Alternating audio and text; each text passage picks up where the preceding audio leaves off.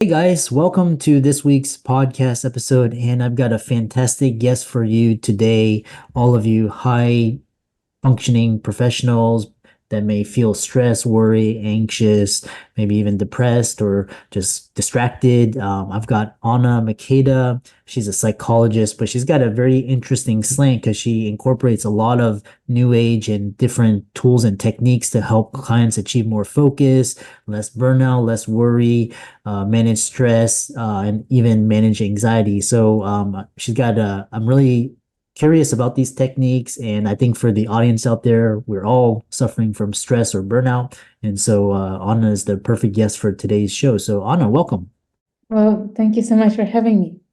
Yeah, and so I always love talking about your paths and journey because that's kind of like very inspiring and it provides groundwork for talking points. So talk about your path to specialization. How did you come into this? And I really love your approaches. You use a lot of different techniques to help professionals. And how did you come by this?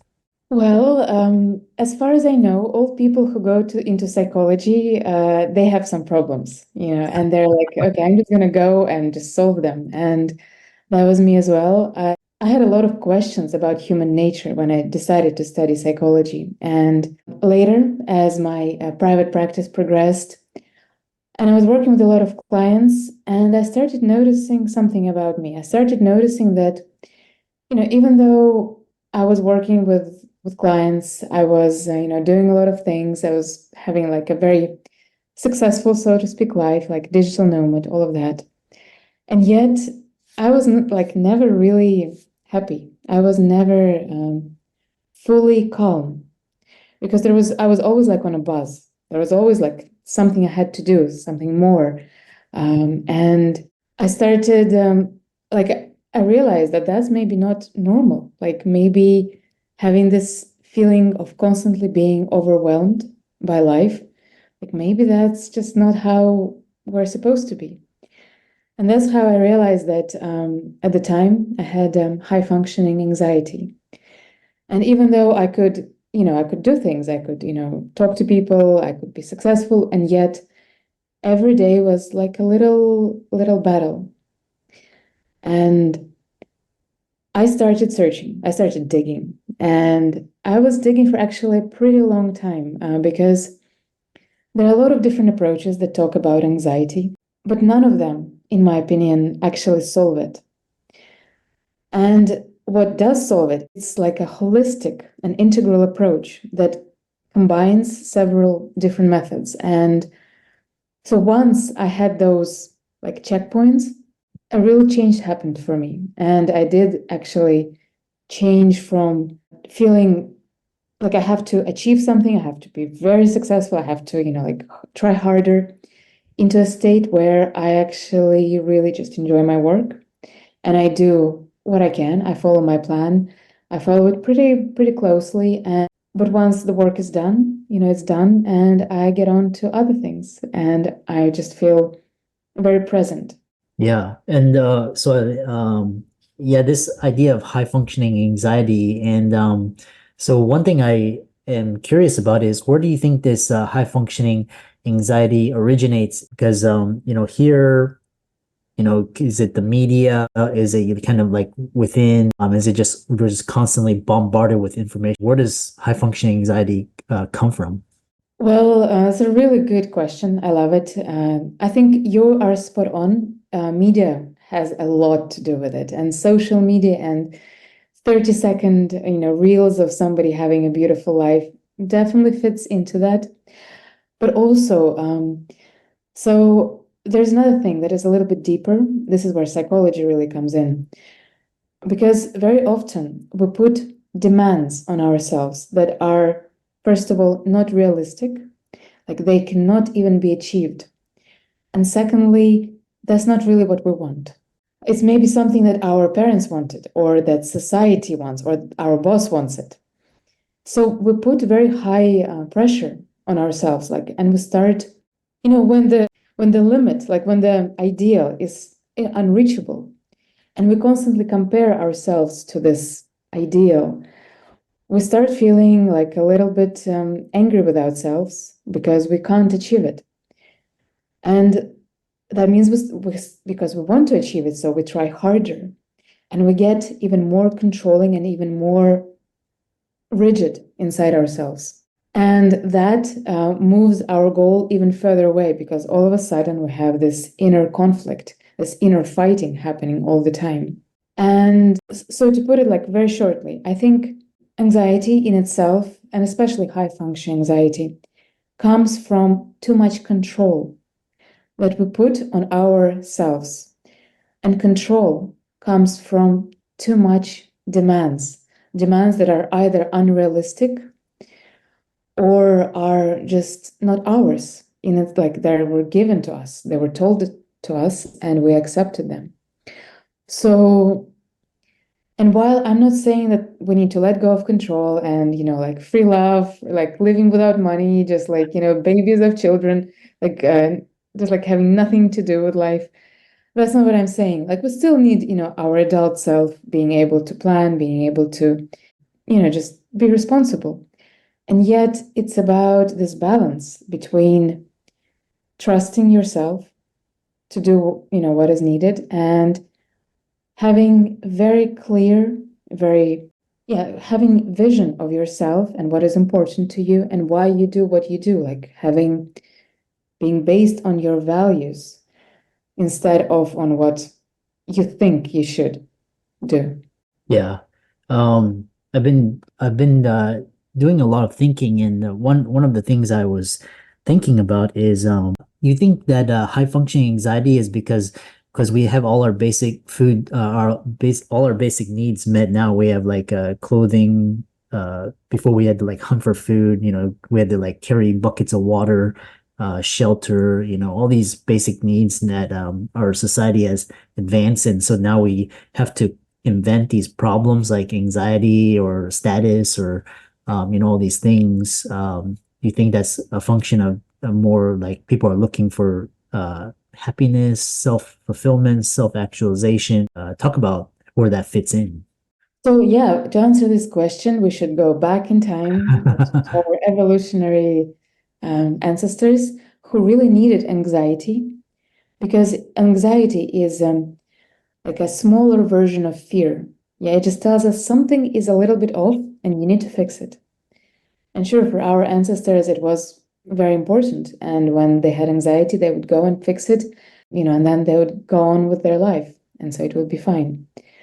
But as the society progressed and society started putting up those additional requirements on how we should be, on how we have to, be successful. Yeah, how we have to have status. And what happened then is that our society, in many ways, is very neurotic. I'm speaking here mostly about Western society that, values money and status and how many cars you have, how much you make, success, and, all of that things that sure are important, but are not the most important thing. But when we live in that society, we take in its demands as if they're our own. We internalize them. And all of a sudden, we have to prove to ourselves that I'm worthy of love.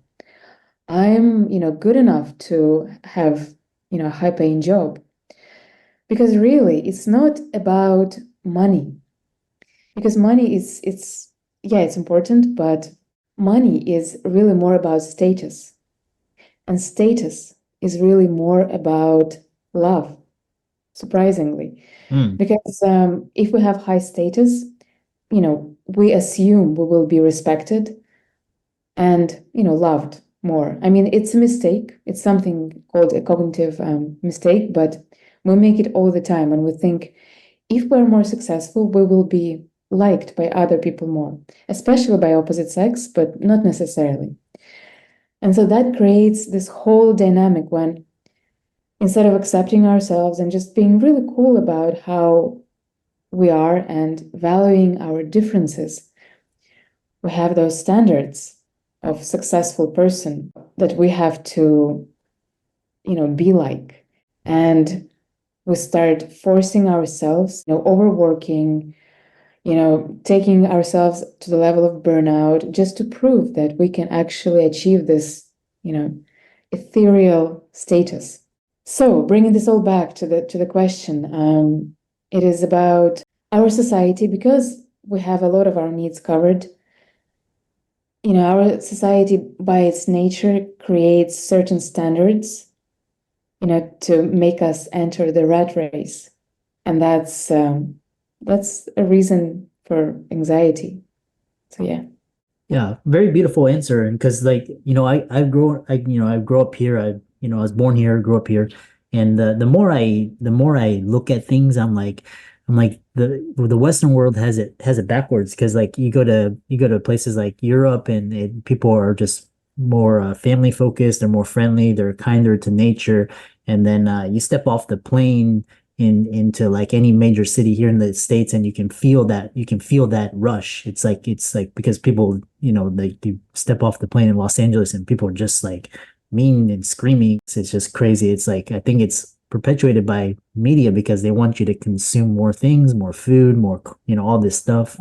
And it's just kind of just advertising, and who's thinner, who's prettier, who's, all this stuff. Which brings me to my next question is the these integration of techniques. And what's really interesting is I love how you incorporate,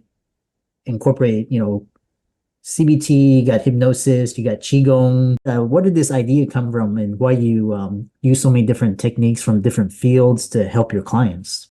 So it was my own path.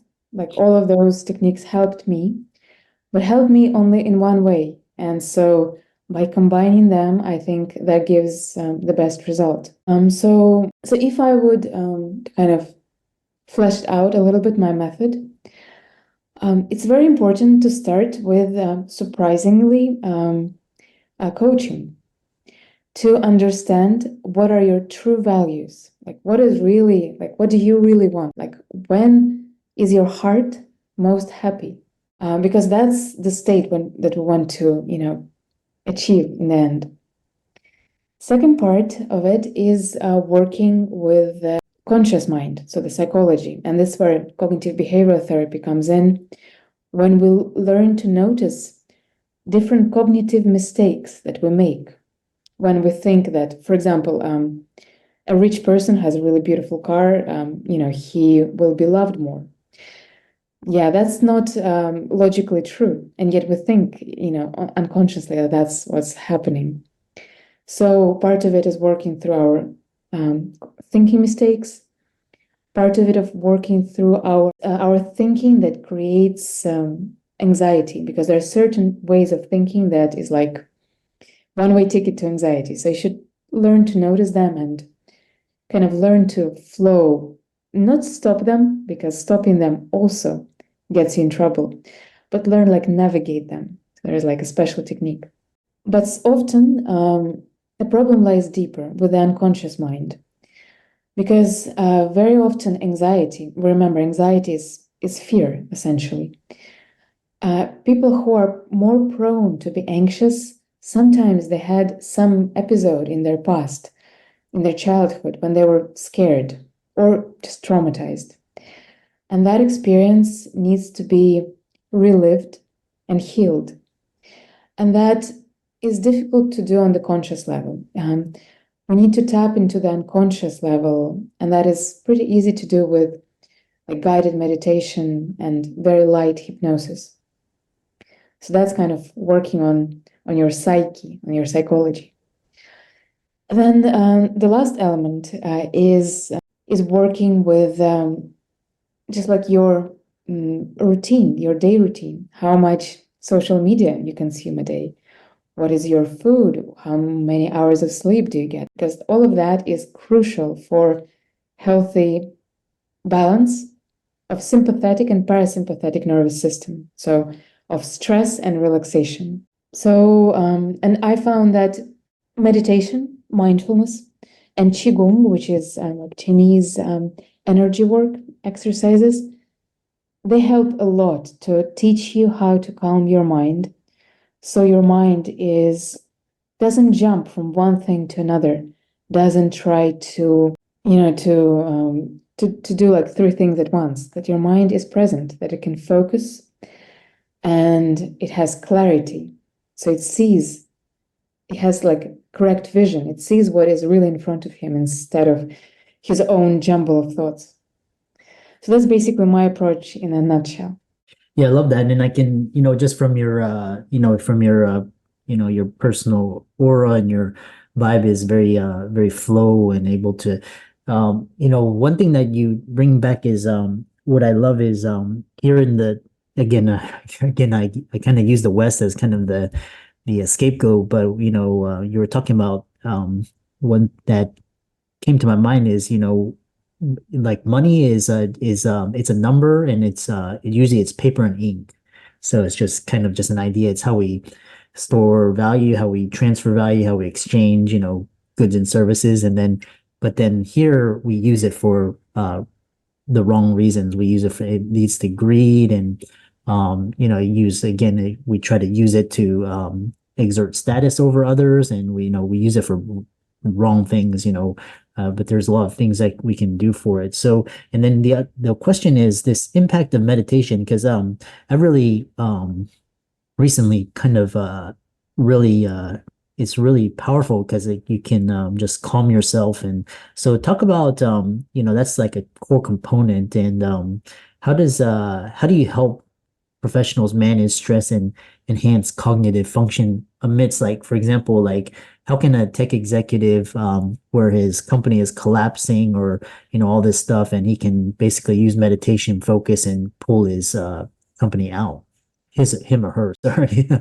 But Well, let's talk about mindfulness. So, mindfulness consists of three main things, as defined by one of the famous mindfulness teachers, Shinzen Yang. So, he talks that mindfulness is a combination of concentration, clarity, and equanimity, or serenity, in other words. So, if we take this example of this CEO who has like a company going down and like unpleasant things happening in his life, mindfulness can help him, well, first of all, stay concentrated on the task in front of him. So, not like a jump, okay, I also need to do this, I also need to do this, but really one step at a time. Clarity will be able to help him see things clearly. So, not to make illusions, not to make mistakes, not to overthink things as well. And equanimity, this is like the most important one, or serenity for this particular case, because it teaches not to be either attached to something. So it teaches us not to try to hold on to something forever, or on the opposite scale, to push something away. Like, I don't want this, this should never happen. Because just as Stoics used to say, like, we can control only so much. We can control our reactions, but the outer world, that's beyond most times out of our control. So serenity really helps to cultivating qualities of serenity really helps to accept that even though failing company is not ideal, but that's the way the world is now, and not blame or like not eat yourself about it. Just allow this to be part of the experience, unpleasant part, but still, it's still possible to live through this. And serenity really gives this ability to step back from something, breathe out, and then continue doing whatever you have to do to save the company, but just without the feeling like that, So it's more chill, more. It's like, okay, one step at a time. I love that. And the other thing is, kind of, I tend to blow things out of proportion and make stories and prejudge, and that. But I love this idea where you just basically bring it back into focus, and you focus on, and it's usually you work your way through it. So I love that. How can people reach out to you and find more about you, your unique approach, and kind of take it in and reach out to you and work with you? Well, I have LinkedIn. I have YouTube where I regularly post guided meditations and just some information about how to remain cool and balanced. Of course, I have Instagram. So one of those channels, people can reach me. Excellent. Audience, let's thank Anna for coming on and sharing her approach, and be sure to give her socials a like and follow, and reach out to her, work with her if it fits your resonates with you. And with that, thanks so much for coming on. It was my pleasure. Thank you.